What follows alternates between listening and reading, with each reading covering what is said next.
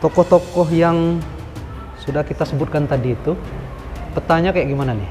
Kalau ini Golkar udah nampak lah, Rohidi Mersya gitu kan. Kalau PAN Helmi Hasan. Sebetulnya malah menjadi menarik itu ingin melihat siapa pasangannya Rohidin dan Helmi. Itu yang lebih. Tapi ketika gubernur itu tidak dapat maju, nah ini akan ramai lagi. Disebutin mulai dari Meriani,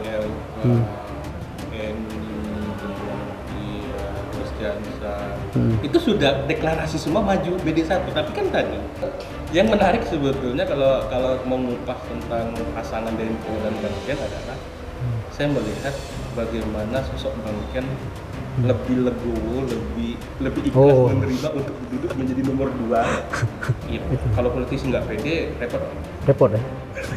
Jadi harus pede ya. Jangan setengah-setengah. Kalau menurut Bung Reko, Mary Toyota itu gimana? Untuk nyalon jadi gubernur, jadi ini jadi itu harus siap sekian M. Nah, kira-kira untuk Pilgub Bengkulu ini berapa M?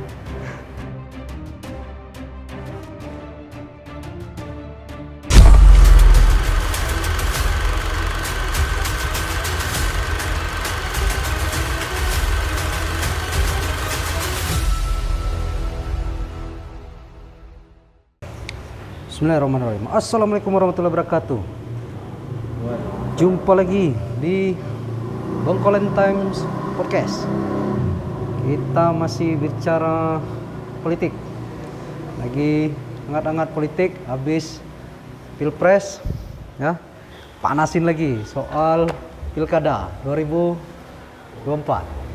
November rencananya. November, 27 November. 27 November. Belum berubah? Belum. Informasinya mau dirubah katanya. September itu isu. Masih isu. Isu. Udah ditetapkan, udah lama diketuk palu itu. Udah ketok palu ya. Ketuk palu. Kita bersama akademisi ya, pengamat politik Bengkulu yang sudah sering masuk TV.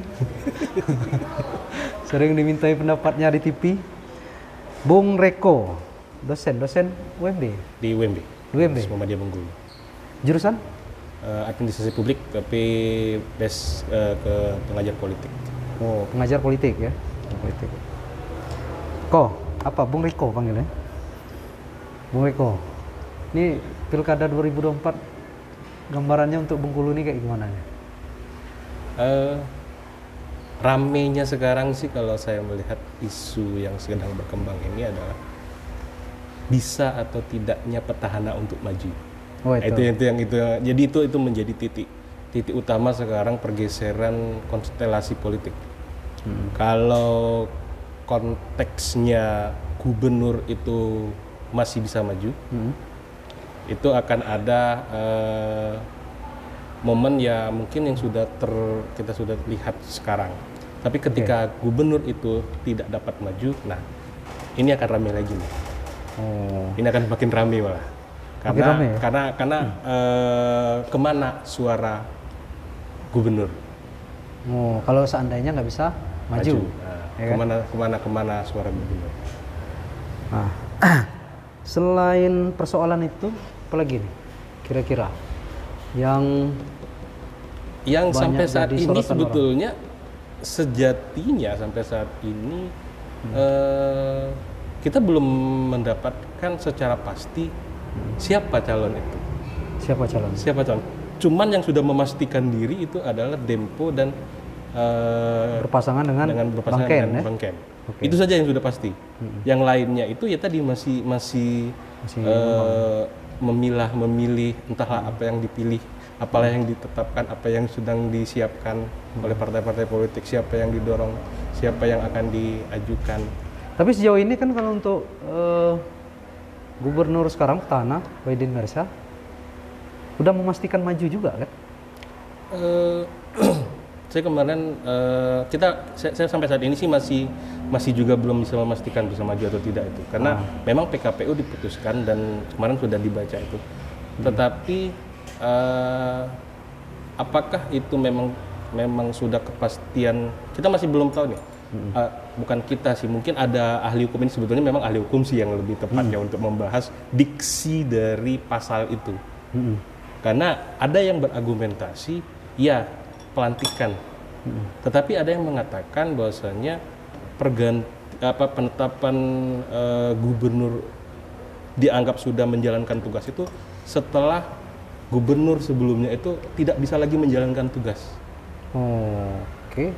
Jadi itu pada saat itu kan masih jauh banget. Ridwan Mukti pada saat itu dia tidak lagi dapat menjalankan tugas, dialihkan kepada wakilnya. Nah pada saat itu ada diksi mengatakan itu sudah dianggap sebagai gubernur, sudah menjalankan tugas sebagai gubernur. Memang kalau dilantik, kalau dihitung secara hitungannya tidak mencapai yang 2 tahun 10 bulan ya, kalau tidak salah itu yang minimal dia menjalankan itu. Nah, ya itu. Jadi masih ada ya. Tapi ya tadi ini tergantung makanya kita akan melihat sebetulnya ketika memang nanti Rohidin tetap maju dan kita ngelihat dari keputusan KPU sebetulnya. Apakah diksi dari kata pasal itu seperti apa terjemahannya? Oke, itu kan soal petahana bisa maju apa enggak. Nah, yang lebih ini nih. Kalau ngomongin petahana aja terlalu sempit kita ngobrolnya ya. Kita ngobrolin persiapan untuk Pilgub dulu deh. Nah. Itu kan udah banyak tuh. Calon-calon yang walaupun belum ya karena belum mendaftar ya, karena belum mendaftar. Tapi udah muncul nama-nama seperti ada Bu Meriani ya? Iya. Meriani ya? Meriani. Bu Meriani yang lebih dikenal Mary Toyota ya kan? Terus tentunya Wali Kota Bengkulu kemarin Helmi Hasan maju. Terus Jonsa Wakil Gubernur. Ya kan? Terus siapa lagi? Terus Jonsa ada Mian Bupati Bengkulu Utara. Terus Dempo Exler, Bangken walaupun udah menyatakan dua. Elva Hartati. Siapa lagi? Itu dari PDIP ya? Siapa ya? Kalau Donga Ferry Ramli? Belum ya? Belum ada menyatakan mau maju ya? Belum ya? Belum sih. Belum juga ya? Yang lain juga yang sudah sempat ramai Hijasi. Oh ya pernah ada berita siap untuk maju ini juga kan? Karena dia udah 2 periode kan Bupati Rejang Lebong ya. Nah dari tokoh-tokoh yang sudah kita sebutkan tadi itu, petanya kayak gimana nih? Kalau saya pribadi sih melihat dari tadi nama-nama itu hanya 2 nama yang memang nampaknya yang memang berkompetisi untuk jadi nomor 1-nya. Oke. Yang lainnya ini hanya kalau bahasa politik liarnya itu cek ombak. Tapi kalau dalam akademiknya ingin mengukur tingkat elektabilitasnya. Oke. Apakah dia layak atau tidak untuk maju? Nah, ada satu lagi yang kelewat. Apa tuh? Eni Hairani. Oh ya, yang DPD RI ya? DPD RI, oke. Jadi kalau Agus Rin Najamuddin? Sampai saat ini sih kalau Agus Rin masih senyap ya kalau saya melihatnya itu karena satu memang partai tidak ada yang memang basicnya lagi yang dia mendukung, kemudian secara strukturnya dia sekarang ini dia belum tidak menjabat apapun lagi kan. Oke. Jadi mungkin agak berat juga, tapi kita tidak tahu namanya politik ya. Ya. Apakah nanti tiba-tiba dia jadi masuk menjadi berpasangan dengan siapa untuk nomor 2, kita tidak tahu. Tetapi secara konstelasi tadi makanya tadi dari awal yang saya sampaikan tadi akan ramai ketika petahana yang gagal tadi. Tapi kalau petahana tetap maju ya ada 2 calon besar sih yang untuk maju itu menjadi nomor 1-nya. Nomor 1 siapa aja tuh? Rohidin dan Helmi. Oh, masih barang lama itu lah ya. Barang lama itu. Kalau saya melihatnya, karena yang lain itu hanya ingin menunjukkan tentang elektabilitas dia, layak untuk didukung, tetapi berpasangan dengan siapa. Jadi itu masih sekarang itu dipilah dan dipilih yang mana yang paling layak untuk mendampingi 2 orang. Soalnya kalau hitung-hitungan kursi Golkar bisa nyalonkan sendiri ya? Golkar bisa sendiri? 9, yang jelas untuk maju 9 kursi? maju itu 9 kursi. Oh berarti bisa Jadi, nyalonkan sendiri? untuk maju itu 9 kursi. Soalnya selain Golkar yang kursi terbanyak juga PAN. Ya? Pan PAN berapa? 6 kursi? Hah? 6 kursi? 6 kursi ya? PAN PDI 6 kursi. PDI 6. Nah, 3 ini. Kalau di PDIP sendiri, kalau Golkar udahlah nampak Rohidin Mersyah. PAN Helmi Hasan. PDI Yang jelas kalau untuk pemahaman saya ketika bicara PDI, ketika ingin maju mendukung paslon apa, mereka harus ada dari kadernya untuk mendampingi apakah itu nomor 1 ataukah nomor 2. Itu sudah menjadi aturan baku yang ada di dalam PDI. Jadi kalaupun misalnya ini tadi kita udah nyebutin 2 nama nih PDI, Elva dan Mian, ada 3 nih malah harus Jansa. Rojonsah juga ya. Jadi itu kan itu 3 kader partai PDI semua itu. Jadi ini yang menjadi menarik adalah siapa nih yang bakal titah dari PDI 1 ini siapa di antara 3 ini? Karena ini punya plus minus dan punya kekuatan masing-masing di antara 3 calon ini. Ya, sejatinya kalau mereka bisa satu itu akan menjadi kekuatan yang kuat nih PDI. Tetapi nampaknya tidak. Tidak ya.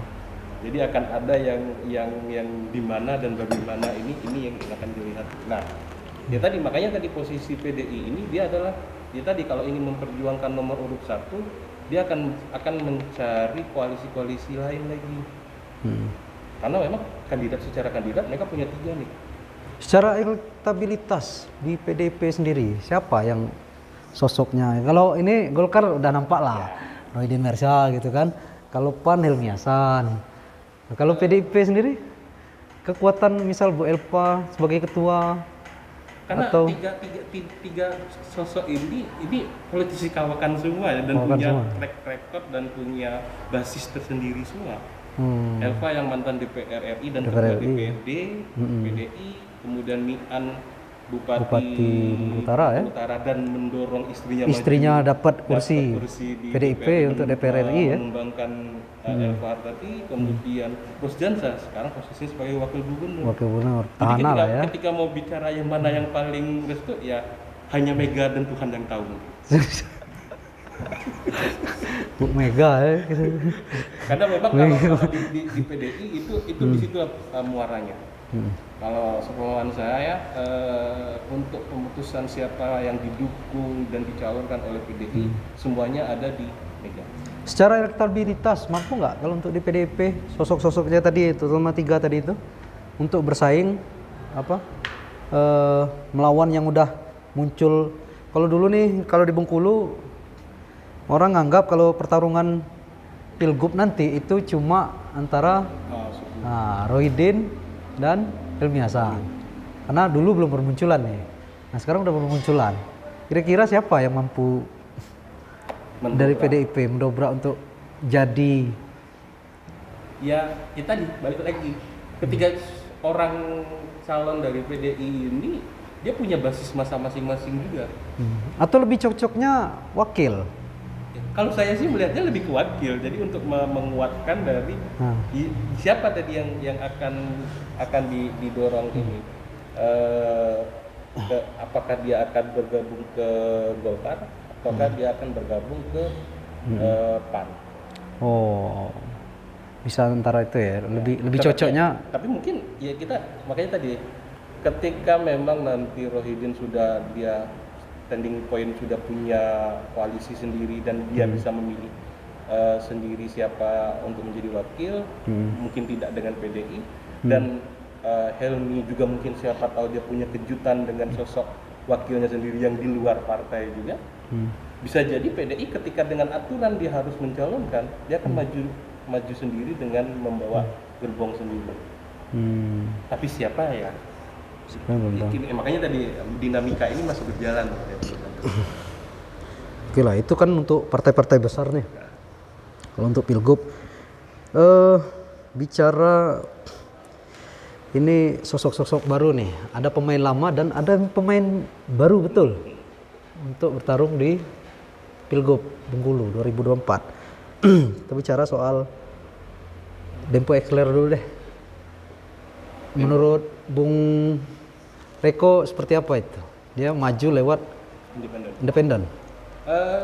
Yang menarik sebetulnya kalau mengupas tentang pasangan Dempo dan Bang Ken adalah saya melihat bagaimana sosok Bang Ken lebih legowo, lebih ikhlas menerima untuk duduk menjadi nomor 2, mendorong Dempo untuk menjadi nomor urut 1. Itu sebetulnya malah lebih ketika ingin mengkajinya kenapa bisa ya kayak gitu. Karena sejatinya yang politisi handal dan senior itu adalah Bang Ken.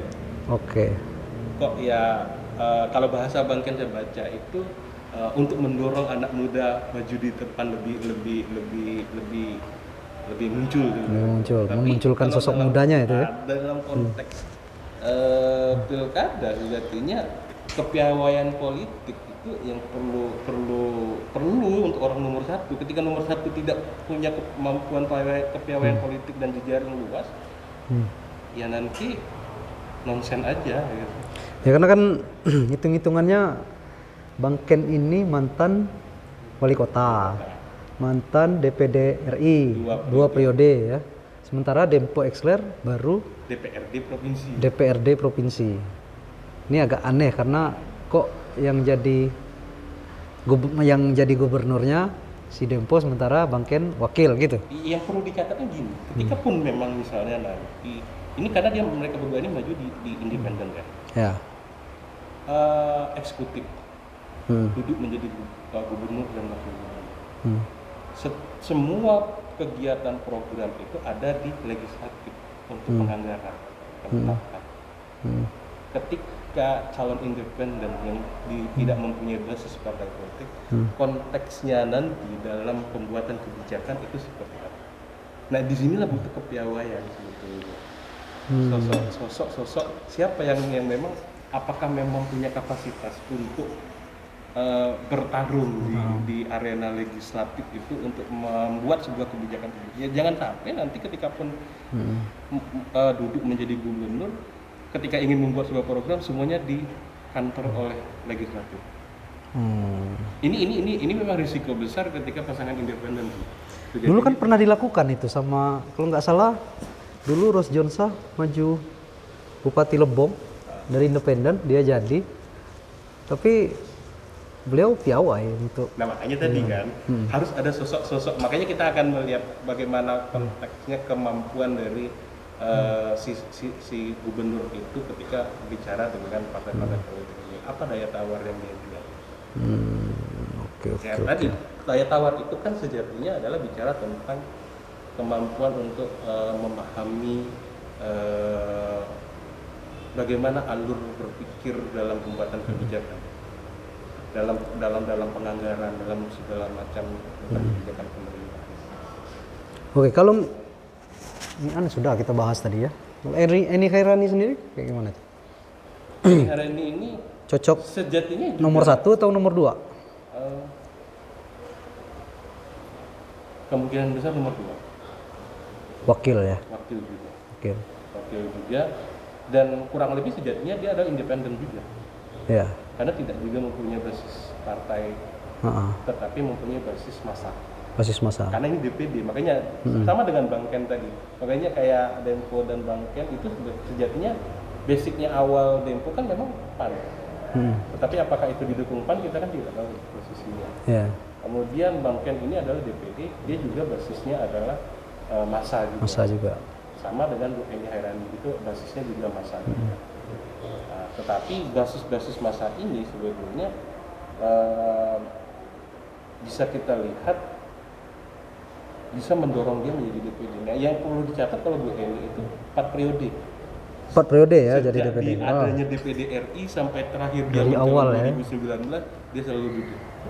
Ini nggak nyalon lagi. Karena tidak mencalon makanya. Pernah mencalon. Jadi itu dia punya basis massa yang konsisten dan loyal. Nah, ini makanya sejatinya ini tidak boleh juga dianggap sebelah mata cuma numpang mau dimasukkan. Ini juga akan menjadi pesaing kuat juga sih untuk maju di BD2. BD2 sih. Makanya intinya dia BD2 semua yang menjadi. Sebetulnya malah menjadi menarik itu ingin melihat siapa pasangannya Rohidin dan Helmi. Helmi. Itu yang Itu yang lebih, ditunggu. lebih benarik untuk dibandingkan siapa yang jadi gubernur kita. Oh, Karena nama itu udah tinggal 2 itu lagi sekarang yang muncul. yang kuat secara Sekarang elektabilitas. siapa yang berpasangan dengan Rohidin, siapa yang berpasangan dengan Helmi. Oh, di luar itu jago-jagonya belum ada gitu. Ya, tidak ada yang bisa untuk menguat untuk mempunyai Menyaingi. itu sejatinya untuk kalau kita katakan yang mempunyai modal untuk menyaingi 2 pasang calon ini yang non independen ya, yang partai politik. Tapi nanti deh enak ketika kita membahas soal ini kan karena belum nih, belum pasti nih. Ya, Kalau belum pasti, tapi tadi. Rohidin ternyata bisa maju nanti Lain lagi pembahasannya. bisa jadi dia head to head sama Helmi Hasan. Ataupun misal 3 pasangan dari independen Tiga. Dempo dan Bangken itu tadi kan. Tapi ada satu yang ini lagi. Udah deklarasi ya? Saya nggak nonton konferensi persnya yang deklarasi si Bu Meria. Meria ini deklarasi maju di Pilgub. Hah? Belum memastiin. Masih cek ombak. Kalau Itu kalau deklarasi itu tadi nama-nama itu tadi yang disebutin mulai dari Meriani, Eni, kemudian Bos Jansa, itu sudah deklarasi semua maju BD1. Tapi kan tadi itu adalah mereka untuk menunjukkan elektabilitas seberapa besar nih peluang mereka didukung oleh basis-basis masa masing-masing tadi. Kalau menurut Bung Reko, Meri Toyota itu gimana? Yang jelas beliau bisa mengantarkan anaknya untuk duduk di DPD RI, mengalahkan para incumbent. Cuma satu incumbent yang bisa masih kembali duduk, yaitu Sultan. Yang lainnya habis semua. Dia sosok pengusaha. Itu sepupunya apa ya? Yang Bupati Seluma itu masih keluarganya? Itu masih keluarganya. Masih keluarganya. Okay. Erwin Bupati Seluma, itu masih keluarganya. Dan kemarin juga dia bisa memenangkan Erwin itu. Jadi sebelum memenangkan Elisa itu dia bisa memenangkan Erwin sebagai bupati dengan menumbangkan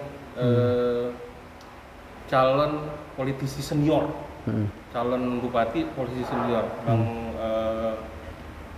Demokrat. Si Edison Simbolon. Oke. Dia bisa menumbangkan itu dengan telak ya. Mantap. Jadi kekuatannya apa nih? Masih dari itulah. Artinya dia sudah materi. Uangnya banyak gitu. Karena dia pengusaha. Jadi kalau kita meruntut sejarah politik di Indonesia, para pengusaha-pengusaha pada masa Orde Baru itu mereka tidak pernah akan turun di dalam gelanggang politik praktis. Tapi pasca reformasi, para pengusaha-pengusaha ini untuk mengamankan aset-aset mereka akhirnya tidak lagi membiayai politisi untuk maju, tetapi mereka maju sendiri. Ini fenomena yang terjadi di Indonesia. Dulu pada masa Orde Baru itu tidak ada pengusaha itu yang turun menjadi politisi. Mereka ya sudah, politisi mau maju jadi oligarki aja gitu. Ya. Silakan. Siapa mau maju silakan. Tetapi ketika pasca reformasi, ketika ada peluang siapapun bisa untuk masuk menjadi pimpinan di pemerintah dan untuk mengamankan aset-aset mereka, daripada membiayai orang lain biaya 2 kali, lebih baik mereka maju. Ini yang terjadi, fenomena yang terjadi di Indonesia. Jadi makanya kita melihat sekarang itu banyak politisi-politisi pengusaha. Karena apa? Balik lagi juga memang kembali dengan bicara kos politik yang ada di Indonesia ini itu udah di luar kemampuan politisi sejati. Nah ini menarik ini. Artinya apa kita bahas dulu waktu faktor U tadi ya? Faktor U bukan faktor umur ya? Faktor uang. Faktor uang akan menentukan untuk memenangkan pemilihan gubernur 2024. Makanya kemarin sempat kita bahas juga bicara tentang kenapa sampai saat ini kita belum ada partai itu klik siapa yang mereka dorong, siapa yang berpasangan dengan siapa. Itu masih dalam proses wait and see, lihat apa modalnya si pasangannya nanti, apakah dia ini adalah seorang politisi yang punya basis massa, ataukah dia ini adalah pengusaha yang punya basis ekonomi untuk membiayai kos politik. Kos politiknya kita bicaranya konteks positif ya, Iya. kos politiknya ya. Ya, ya. Kesiapan dalam ini ya, karena kalau bahasa halusnya itu untuk bayar saksi, untuk bayar Karena kita seperti pilpres kemarin, bagaimana calon-calon itu dapat bukan hanya saksi sih sebetulnya. Kos politik ini sekarang ini merambah kepada dunia digital, nomor digital. konten, media publikasi, media branding. Itu kan biaya mahal. Wartawan sendiri kan nggak mungkin cuman makan siang dikasih nasi kotak saja kan. Untuk membrandingkan setiap kegiatannya harian saja itu udah butuh biaya berapa besar. Udah pernah nyicip belum kita? Belum ya? Belum. Makanya masih menunggu. Makanya ketika ada undangan itu, ini calon yang bagus itu. Kita belum nyicip ya? Belum ada nyicip. Yang lain mungkin udah nyicip ya? Oke, artinya kalau untuk dari sosok-sosok yang sudah kita sebutkan tadi, yang bakal punya peluang untuk maju di Pilgub gitu ya. Yang paling kaya siapa kira-kira? Paling kaya, yang banyak duitnya itu. Di antara saya nggak baca, karena sebetulnya enak kalau ingin melihat sekarang ini, karena sebenarnya gampang dilihat. Gampang karena apa? Hampir rata-rata ini kan ada pejabat publik. Ya. Harusnya mereka punya laporan keuangan, kekayaan mereka. Setiap tahun harusnya ada laporan kekayaan. Tapi Rohiden tuh masih gubernur termiskin nggak? Masih ya? Masih. Nah, di sini yang kita akan lihat kayak gitu kan. Kalau bicara secara pribadi, ya jelas faktor-faktor utamanya ini adalah calon-calon yang punya irisan dengan para pengusaha yang paling punya modal. Tapi kalau dia ini adalah politisi, hanya politisi, apalagi politisi ASN, ya seharusnya dia nggak punya banyak modal. Makanya kalau mau bicara yang paling kaya di antara semuanya, ya bisa kita lihat siapa yang punya pengusaha di situ. Oh. Disebutin nggak nih? Ya iyalah rasanya. Tapi nggak usah baper lah. Bu Mary paling kaya gitu di antara mereka gitu.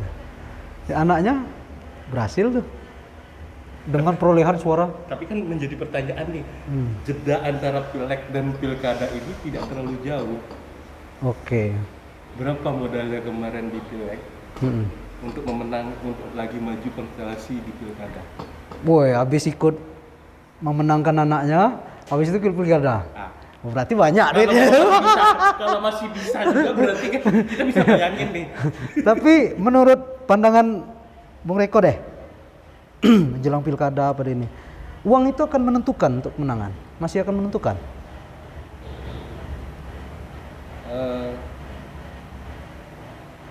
Kalau sampai saat ini ketika memang calon-calon itu belum mempunyai branding yang kuat untuk dia didorong, dia ingin menjadi gubernur itu nanti harapannya Provinsi Bengkulu seperti apa sampai saat ini kalau belum melihat brandingnya apa, mungkin masih bicara uang. Masih bicara uang. Konteksnya gini, kita ngeliat pilpres deh kemarin. Oke. Pilpres kemarin gitu kan. Balihonya di mana-mana. Ya. Gitu. Ya mungkin ada uang, tetapi orang yang tidak mendapatkan uang kan tetap harus memilih dan dia melihat siapa yang paling mereka kenal. Ya branding, kemasan brandingnya itu. Kira-kira, nah ini belak-belakan aja loh, udah bukan rahasia umum lagi kayaknya kan. Di luar-luaran itu kan banyak politisi-politisi itu kan ngomong kemarin untuk pileg di dapil ini harus sekian M, untuk nyalon jadi gubernur, jadi ini jadi itu harus siap sekian M. Nah, kira-kira untuk Pilgub Bengkulu ini berapa M? Saya nggak tahu pastinya ya. Tapi kalau ingin mau hitung-hitungan, satu partai itu punya berapa kursi? Oke. Satu kursi itu kemarin si calon itu punya modal berapa? Oh, balikin itu gitu. Bisa jadi itu saja ukurannya. Ukuran paling ininya lah ya. Itu bukan ini istilahnya itu beli perahu kalau bahasa di dalam politik itu. Oh, beli perahu. Untuk mendukung. Tapi kan itu sesuatu hal yang kita tidak tahu, yang itu memang ada di belakang layar antara politisi-politisi itu yang bermain. Kalau politisi itu kan beli perahu nih, perahu kan kecil kan, agak Ya, murah. kalau cuma satu kursi kecil. Kalau misalnya saya mau maju, saya beli kapal yang gede gitu kan, bisa jadi nggak? Golkar kapal. Kira-kira kalau kira-kira punya kapasitas keuangan lebih besar daripada gubernur yang sekarang kayak gitu untuk membeli partai Golkar, mungkin bisa jadi terbeli kapal. Tidak jadi didukung untuk Pak Rohidin, bisa jadi nanti ada orang lain tiba-tiba ngambil suara Golkar. Oke. Bukan perahu gitu, kapal ya. Lebih mahal Ya, gitu ya. tadi yang perahu-perahu kecil gitu, ketek-ketek satu suara saja, satu kursi saja itu orang harus datang, dan bagaimana ini untuk kesepakatannya antar partai itu, berapa biaya untuk ininya, itu kan harus ada. Apalagi kalau sampai satu partai itu bisa untuk langsung tidak perlu lagi cari-cari partai yang lain. Satu kursi untuk dapat di DPRD provinsi itu berapa? Modalnya berapa satu kursi? Saya dengar untuk di daerah-daerah untuk kabupaten saja kemarin itu hampir rata-rata habis itu udah habis 1 M-an lewat 1 M ya? untuk kabupaten. Kalau kota? Kota lebih murah? Kota ini sebetulnya dinamis ya. Dinamis. Bisa lebih murah, bisa lebih tinggi ya. Tetapi untuk di daerah itu hampir rata-rata yang duduk itu udah di atas 1 M-an semua. 1 M. Untuk provinsi itu bisa sekitar 2.